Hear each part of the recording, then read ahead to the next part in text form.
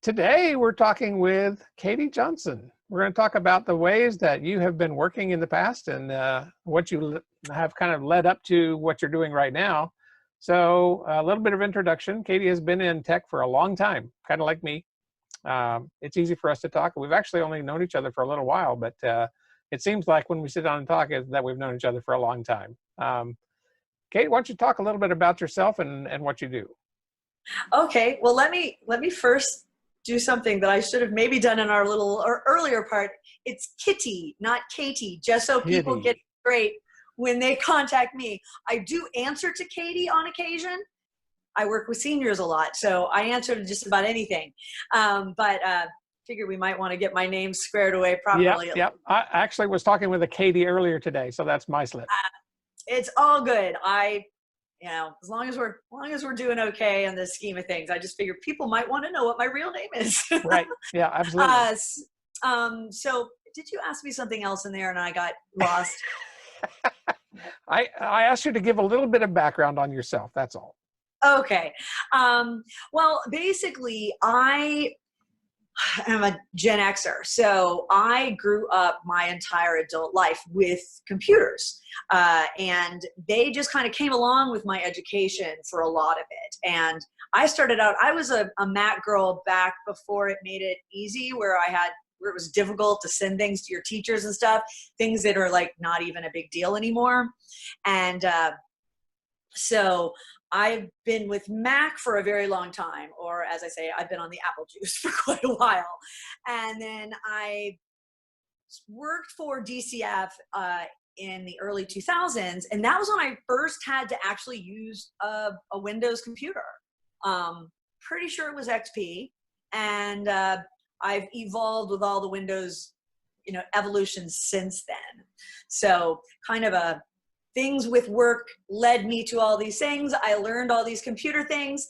And then I worked on a master's in special education, which really gave me the teaching tools to explain technology to people in a way that breaks it down into something that's not as overwhelming. And that's the key, right? I mean, talking with people who aren't technically slanted or oriented, a lot of times it's easy for them to get lost and just get the glassy-eyed, oh my gosh, what are you talking about? Yeah. But it's good to be able to scale it back so that people kind of stay interested and understand where you are. Yeah, the nice thing about, special ed is that the whole point of it is breaking it down into smaller pieces to make it understandable. And computers they're very complex. They do a lot of things. I can remember the first time I got my first iPhone and I, opened it up and all these apps popped up and I was like, oh my God.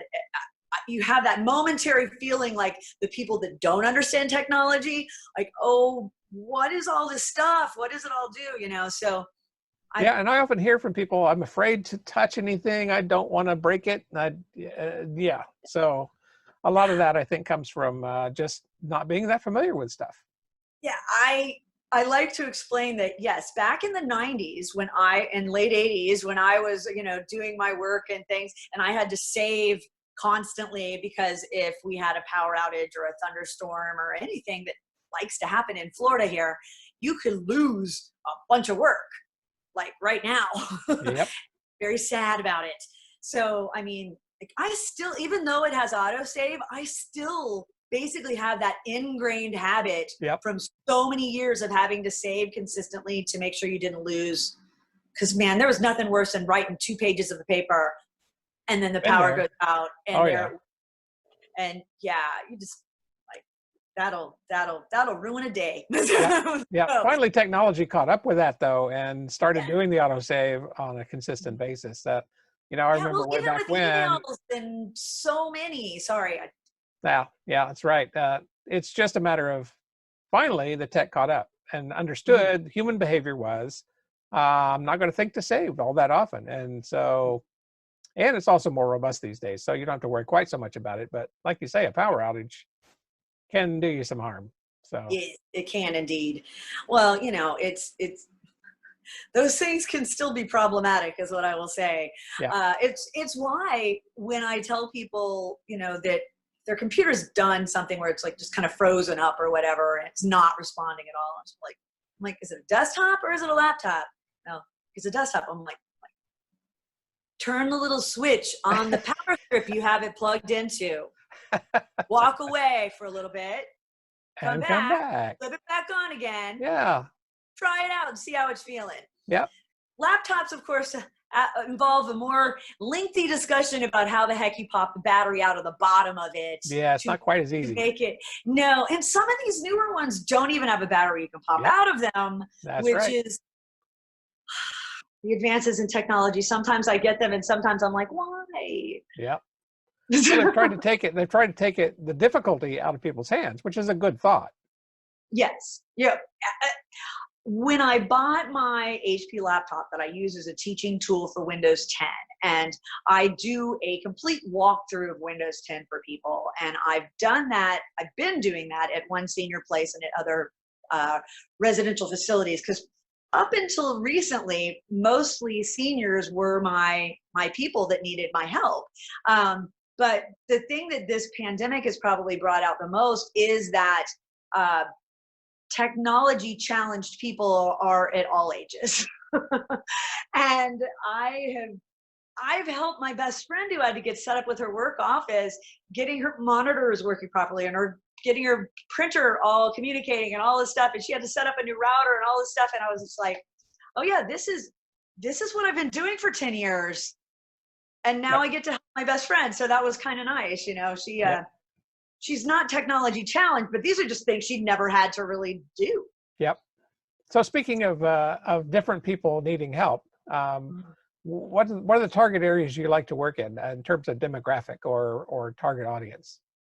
Well, honestly, that is the thing that's been an evolution for this. Is it truly through Zoom, which is how we started all of this here with our conversation.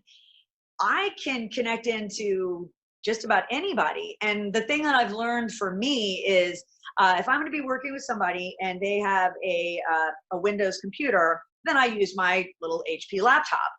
If I'm going to be helping somebody and they are using an Apple computer, I get on my Mac or my laptop, because I have more than one of the Apple things.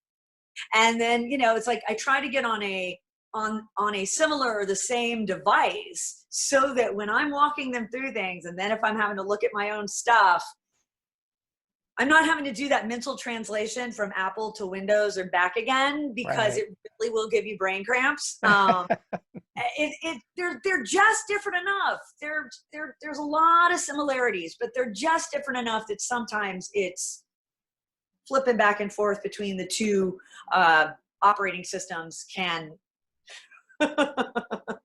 drive you to drink or something. I'm not sure. Very interesting, certainly. Yes. Yeah, I like the brain cramp thought. It certainly seems like it sometimes, you just get tied up in it. But, some of our customers are people who, when you say router, even that, they're like, what is a router? So, yeah. Yeah, well, that's why so I do a whole intro to Windows 10 that I do just a walkthrough of all of the parts and pieces, the startup, the taskbar, all of that fun stuff, using Microsoft Edge, File Explorer, blah, blah, blah. And then two of the other talks, because you came to my internet security talk, so you've seen my please be safe and don't click on things you find suspicious. Be skeptical, please. Right. That's probably my bottom line with internet security. Be skeptical. If you just keep that in mind, you will probably be safer than most people. Right.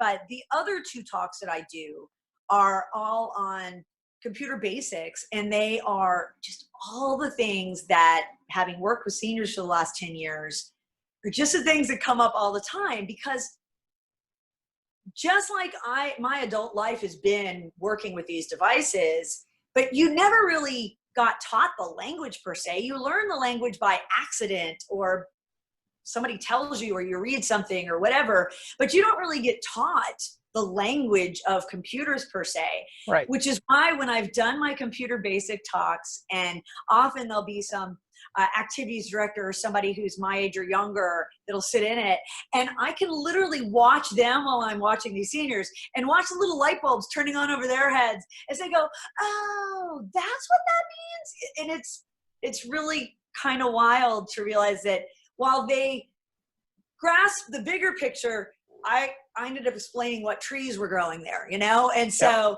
they were like, oh, okay, well, that makes sense then. And yeah, it's kind of, you forget when you're teaching how much you've learned until you're talking to other people and realize, oh, I just have learned all this stuff. It's just in there now. Yep. So A big part of what I've seen in the past, and I've done the same sort of thing, is people don't know what they don't know. And you don't even know what you do know that they don't know. So a lot of times you're having that talk and you're going, oh, they got glassy eyed, so I must have gone over something that they didn't understand. But yeah, a lot of that goes on. Well, and one of the other things that I've noticed, especially working with what we will call the technology challenged, or in my case, predominantly seniors, is that their grandkids are awesome.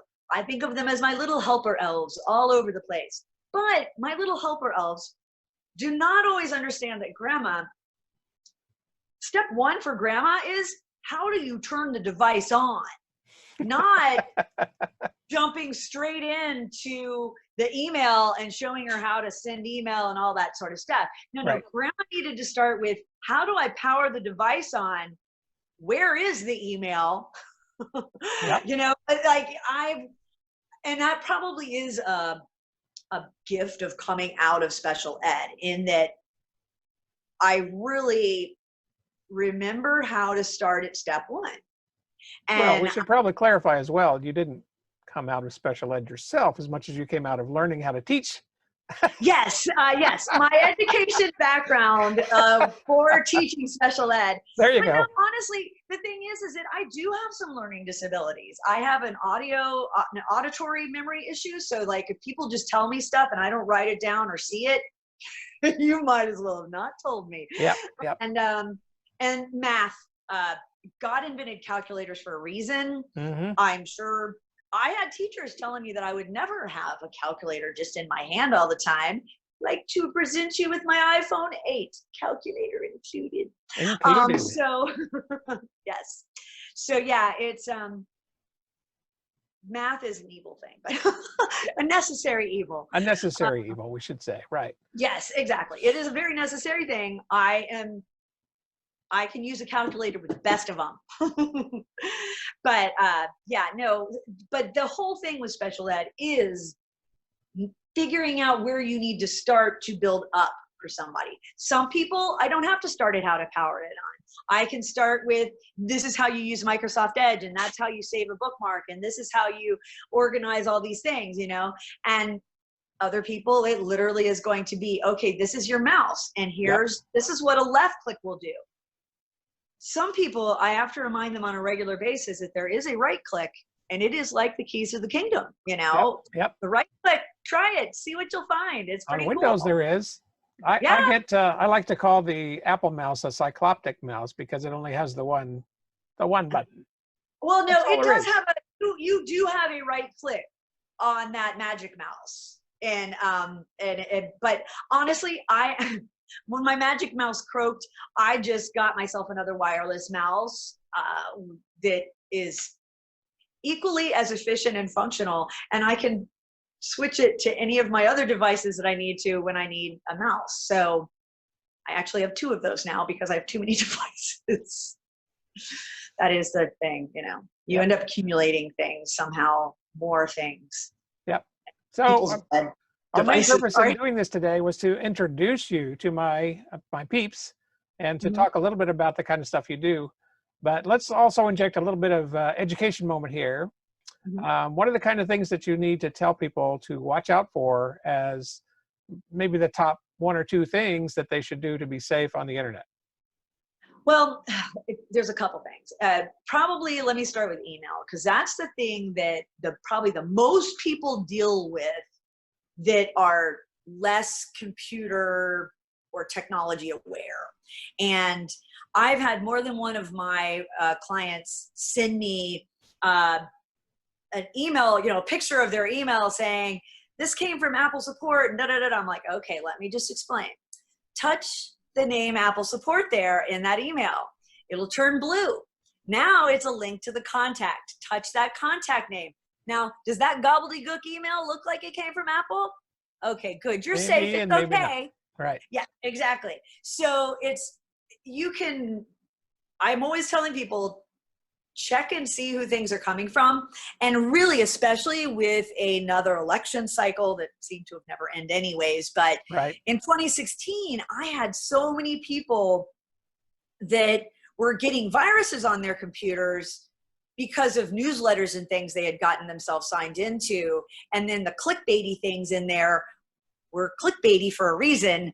And thus these people kept getting viruses. And I had to just tell them, please go unsubscribe or send it to spam or get rid of any of these ones that you do not know who it is coming from. And to be clear, when you say that, you're saying clickbait-y as opposed to clickbaby. Just to be clear, yes. Clickbait being the kind of thing that people really want to click, right? It's like bait. It's like a hook that's baited with a hook. And you know, if you click the wrong thing, you can be in real trouble. Well, and it's gonna be aimed at both sides, all sides of the political spectrum. They just want to push your buttons. They are trying to push your buttons and make you click on something. So whether that is, what did President Trump's son do now? Or is it, oh my gosh, did you hear this thing about Hillary Clinton? You know, I mean, pick your poison. They're gonna try and get you to click on it. So that's one of the things I get concerned about with folks. And I try to tell them to please just, if you're going to get on newsletters because you want to be politically aware, make sure you know who it's coming from. Right. So on that note, that would take me to the downloads, which is the other thing I have to be concerned about with my seniors a lot, is wanting to download things onto their computer, but then not really knowing how to go about that. Right. And so, excuse me, I usually tell them that one of the main things, so say you need to download a new web browser, which is something that I have to explain what a web browser is, but that's neither here nor there right now. Right. Been there. Say I need to go download Google Chrome. I'll explain to them, I'm going to go to Google and I'm going to go to Google Chrome and I'm going to go download it directly from Google Chrome. Because if I try to go download that from any sort of third party thing or whatever, God only knows what sort of craziness you could be downloading onto your device. And so that, and with updates as well, where I tell people, okay, if you know where that update's coming from and you see where it is being, you know, notified to you that you need to do this, then as long as you know where it's coming from and who is sending it to you, go ahead, keep things updated. It's part of what keeps you safe. But doing automatic updates is certainly something that you have to advise people to do, because that's how they get a lot of security patches. And without those security patches, they can get infected pretty easily. Well, I think I meant to say this and then I got mentally sidetracked. When I bought my little HP laptop, it had what was called, this Windows, basically it was a safe version. And I'm totally brain farting on what it's called. But in any case, it only happens when you're on camera. Exactly. Well, in any case, what I had to do though, because I looked it up and I was like, what is this all about? And I had to go do a one-time changing of my operating system over to regular Windows 10, because I did not need the super safe version of Windows 10. But all I could think was, I have a bunch of seniors that could use a super safe version of Windows 10, you know, just saying. So yeah, it's one of those things where sometimes the safety measures are wonderful and great and yay, and then sometimes they're a pain in your hiney. It just depends on which way that happens to go for you in your skill set. Yep. I talk about, you know, in the security talks that I have given, I talk about the security triangle, which is a three-pointed graph, in effect, of security, functionality, and ease of use. So there's only one place on the graph you can be. And if you move towards security, you're moving away from functionality and ease of use. As opposed to if you move toward security or toward functionality, you're moving away from security and ease of use. And if you move toward ease of use, you're moving away from security and functionality. So you can only be at one place on the graph, and the more you try to be secure, the more difficult it's going to be. It's just facts of life, folks. I was trying to explain two-factor authentication to my mom the other day, and I finally just said, we'll come back to that, because for whatever reason, it was not connecting, and I just said, don't worry, we'll get your Apple ID reset, I promise. We'll get there. But yeah, it's one of those things where I used to be a little bit more relaxed with my seniors about some things, and then the more I've learned, the more I know, the more I've been the meanie of the password order. And but the other thing is that for some reason people seem to think that they shouldn't have to write them down, and I'm like, no, write them down. Just don't leave it right next to your computer, right? Or like, piece of tape on your computer with it, or because I've seen everything at this point. Yeah, it's important that you write them down, or use an app that is going to save them for you, or there's more than one way to do this at this point. And I'm Southern, almost use a phrase that's a little bit PETA unfriendly. So I was thinking the same thing. I'm Southern, and they just fly out sometimes. You just have to, well, if you're going to be secure with your passwords, if you're going to really truly use secure passwords, then it's more difficult to remember them. So write them down, use an app, like you say, a database of some kind. So, well, the nice thing is, and part of the reason that I tend to recommend Apple and iPads and iPhones for my seniors, especially if they've never done computers at all, like if they've already been in Windows or whatever, then keeping them in a Windows environment that they're already familiar with is better than major change. Change is bad, in case you were not aware. Right. And the other piece of the puzzle is that if they haven't used any technology, then actually Apple is going to be the most user-friendly. And it's going to be safer in a easier fashion for them, because it's really designed to be that way. Right. And for all of these folks that are going to be more inclined to click on things they shouldn't, the safer the device, the more likelihood that the system itself will keep them safe.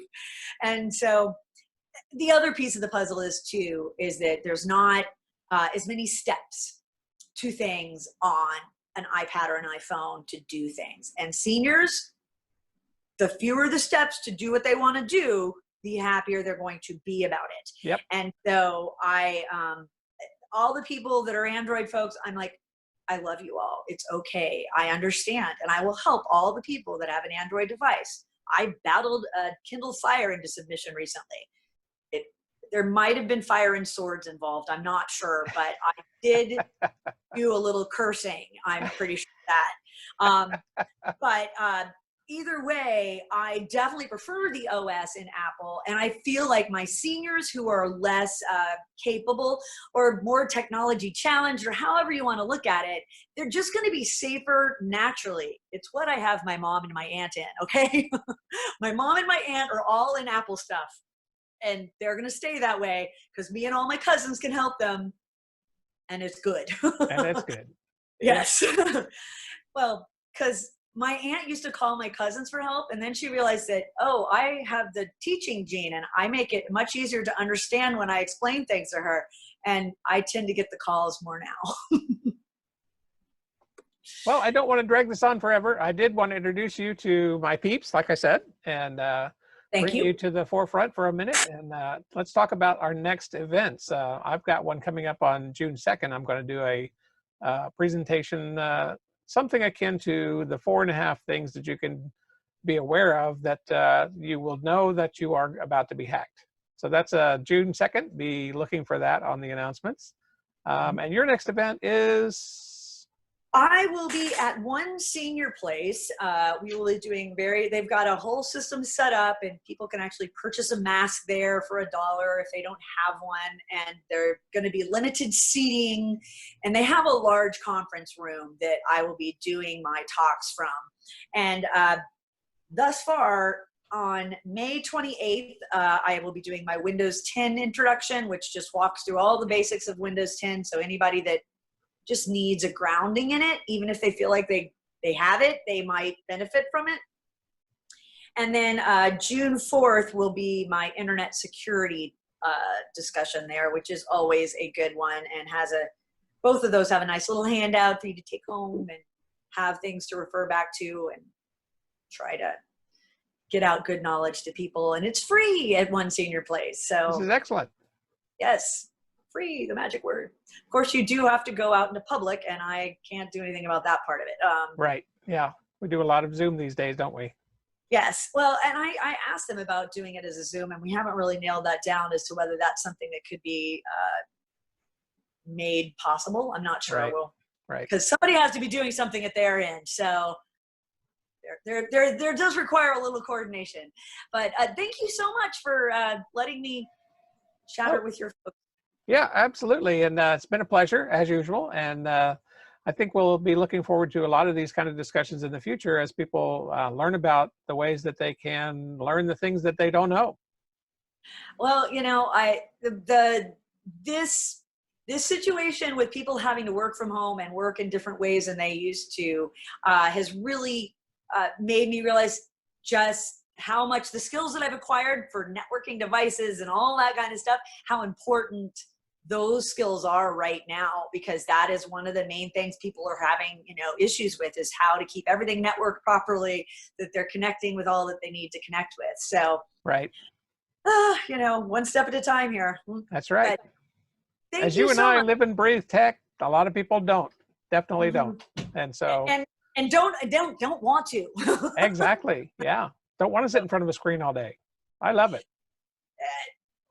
I learn all kinds of nifty things every day. But thank you so much. I really do appreciate it. And you have a wonderful afternoon. Sure. You too. We'll talk to you later. Thanks a lot. Bye. Bye-bye.